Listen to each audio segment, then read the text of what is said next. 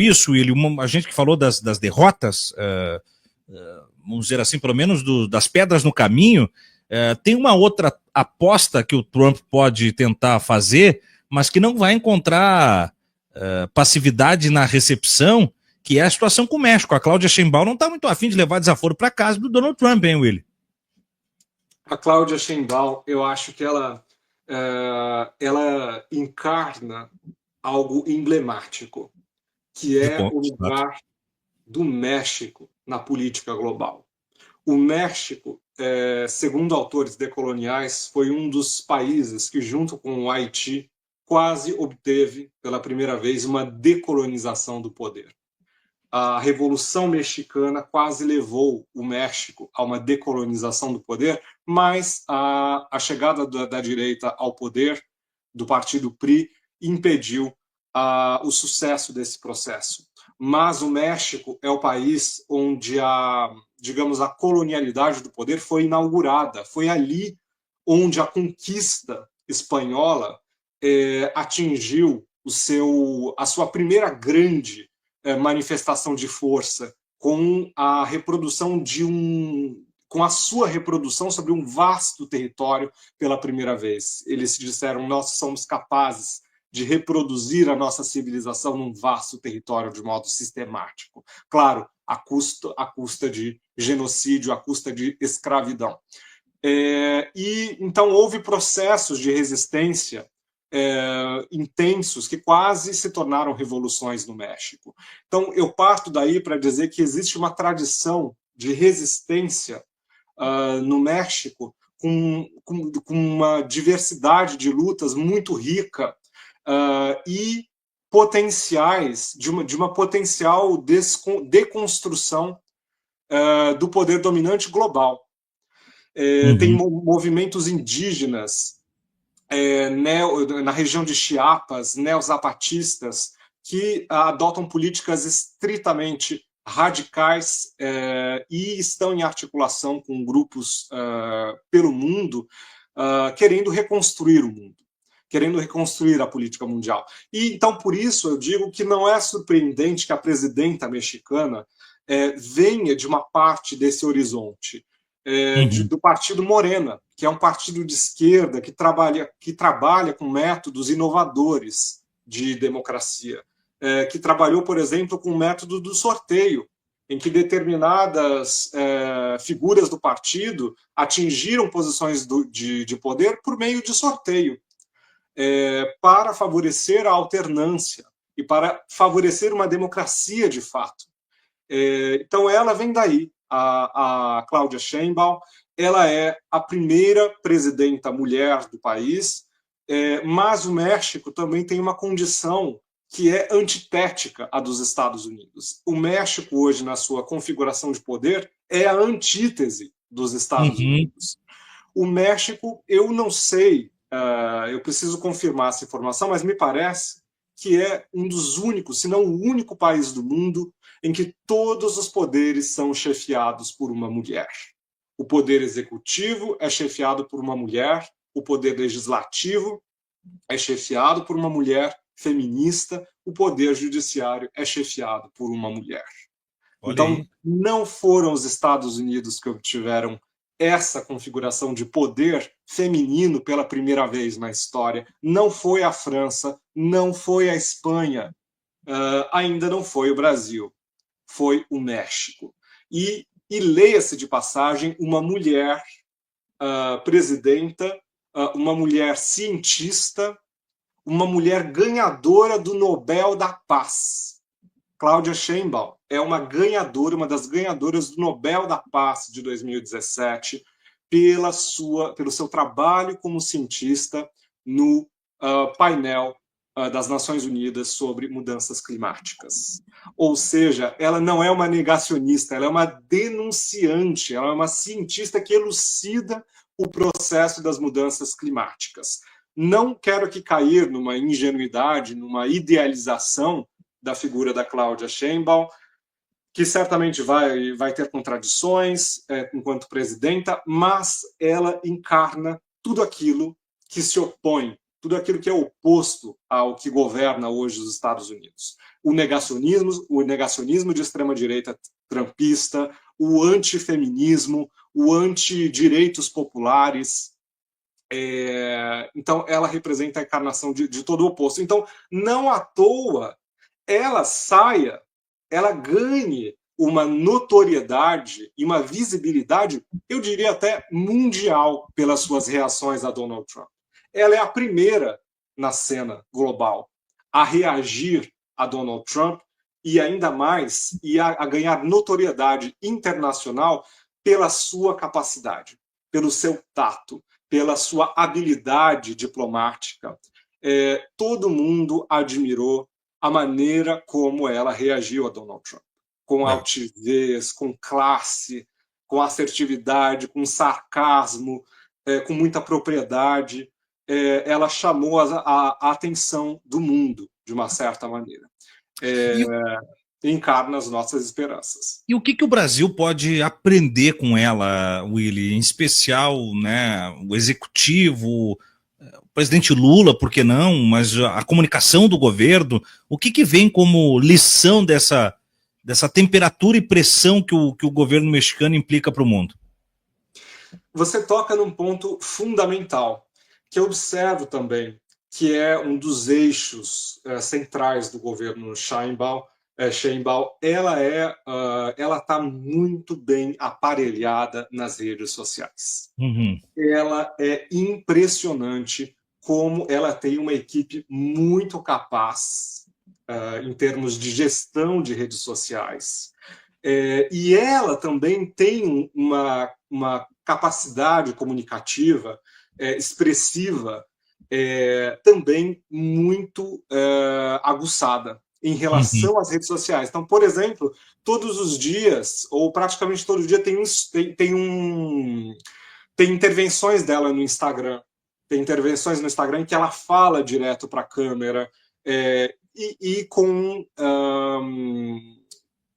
como que eu vou dizer? Não é com elegância, mas ela fala com tranquilidade, com conforto diante do celular, do formato. Uma serenidade, assim, a naturalidade, né? Com naturalidade, que parece uma influencer. Parece uma presidenta influencer.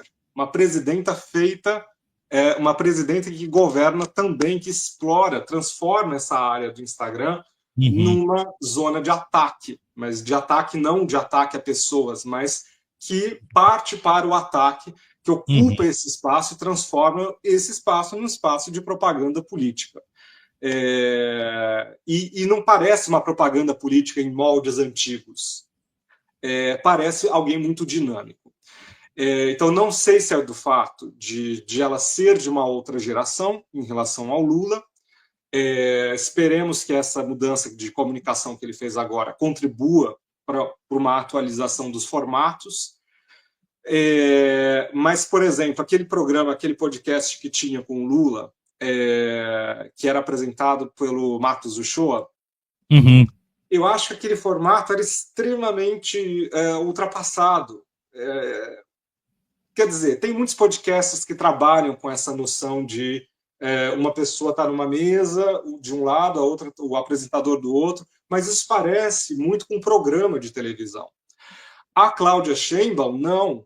Ela fala direto com a câmera, de frente para ela, ali do gabinete dela, sorridente. Então, você vê, é tudo muito próximo. Não tem uma distância em termos de imagem. Então, acho que podem aprender disso. Acho que esse é um dos elementos, mas também isso passa por outros processos. O Lula não tem o mesmo perfil que ela. Ele está mais para o AMLO, que é o presidente antecessor da Cláudia Sheinbaum. Então, ele não tem o mesmo dinamismo que ela. Então, é um trabalho a ser feito. Ela tem também uma comunicação diária com a imprensa, que isso já foi algo implementado pelo presidente Andrés Manuel López Obrador. Então, todo dia o presidente responde às perguntas da imprensa, ela continua essa tradição. Então, é um governo que trabalha muito com comunicação, que investe muito nos símbolos. Você vê a simbologia, como ela encarna a simbologia da bandeira, e ela transforma a bandeira nacional em símbolo de quê? Em símbolo de mulher, em símbolo de mulher de classes populares, em símbolo de governo para as mulheres. Então, ela implementou programas sociais voltados para as mulheres pobres, sobretudo. E ela grava vídeos dizendo: se você perdeu o prazo para se candidatar, aproxime-se de tal contato. Então, é um governo que trabalha muito na reapropriação dos símbolos nacionais para pautas ditas progressistas, para pautas de esquerda, para as pautas chamadas de identitárias. Mas ela articula tudo isso com um conhecimento histórico. Não é uma coisa superficial, não é uma propagandinha sem graça, é algo que engaja. Então, dá para observar que as pessoas reagem nas redes sociais a esse trabalho que o governo Sheinbaum faz com muito entusiasmo. As pessoas sentem orgulho, essa é minha presidenta. E pessoas de outros países também notam, sentem inveja. Gostaria de ter uma presidenta assim. Então, ela encarna uma espécie de heroína, de super-heroína, de mulher superpoderosa. Então, essa é uma imagem que ela está sabendo explorar muito bem. Então, não sei se 84% de aprovação popular, né, Willy? Como? 84% de aprovação popular.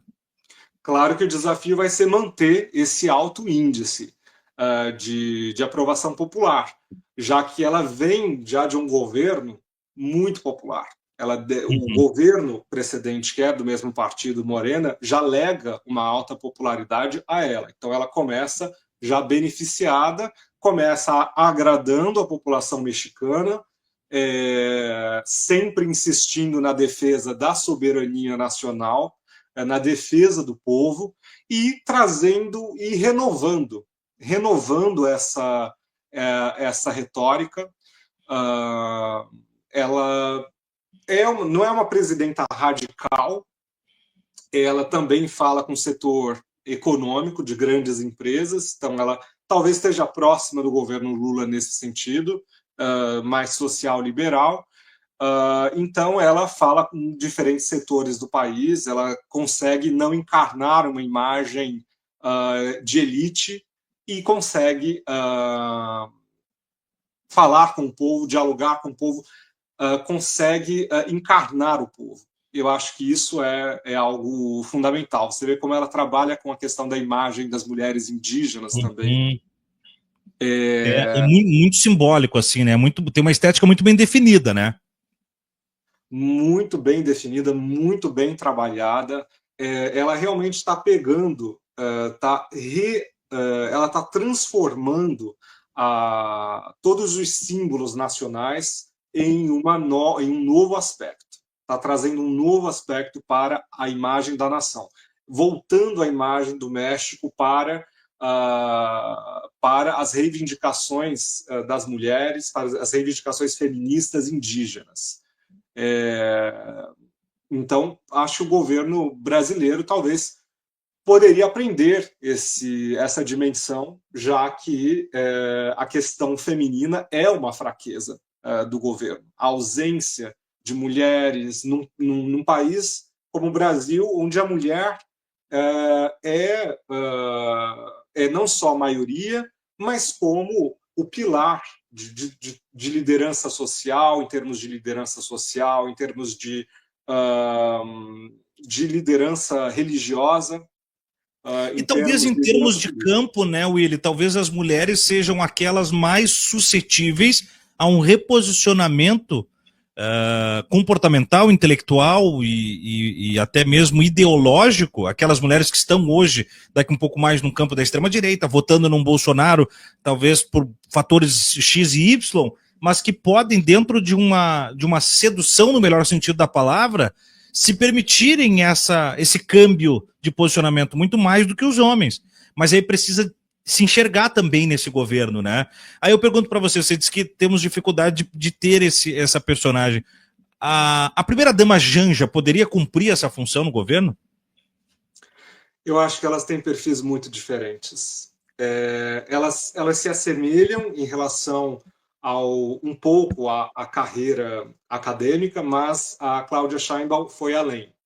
Ela se consolidou como cientista e tem um reconhecimento mundial como cientista, que não é o caso da Janja. E antes de ser presidenta, isso que eu acho fundamental compreender, que eu acho que foi um pouco o defeito, o problema do Boulos em São Paulo, querer, talvez, é uma hipótese minha, talvez ele quis dar passos muito amplos, passos maiores do que a perna, já quis ser prefeito sem ignorar uma gradação necessária para chegar até determinadas posições. O que eu estou querendo dizer com isso, para responder a sua pergunta? A Cláudia Sheinbaum, ela não caiu de paraquedas na presidência mexicana. Ela era prefeita da Cidade do México antes. Então, ela já tinha construído uma carreira política, ela tinha uma gestão para mostrar antes de ser presidenta. O que não é o caso da Janja. A Janja trabalhou no setor público, agora é primeira-dama, mas ela não tem uma gestão para apresentar para a sociedade brasileira.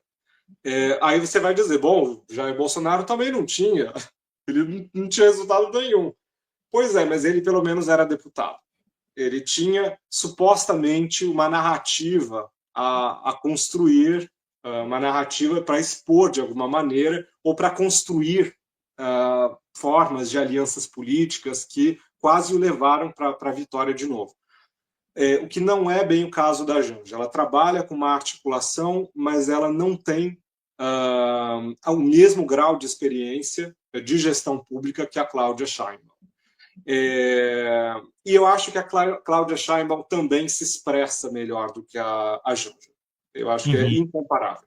A Janja, ela tem um jeito de comunicação que parece um pouco elitista. Ela tem um jeito que parece um pouco de dondoca, o que não é o caso da Cláudia Sheinbaum. A Cláudia Sheinbaum, ela fala com muita classe, com muita altivez, mas ela fala de um modo simples, de um modo não inexpressivo, mas de um modo muito leve. E o estilo da Janja já é um estilo mais carregado. A Cláudia Sheinbaum, ela é sóbria. É essa palavra que eu estava procurando. Ela tem um estilo sóbrio, o que não é o caso da Janja. Então, acho que essas são as diferenças mais marcantes entre as duas.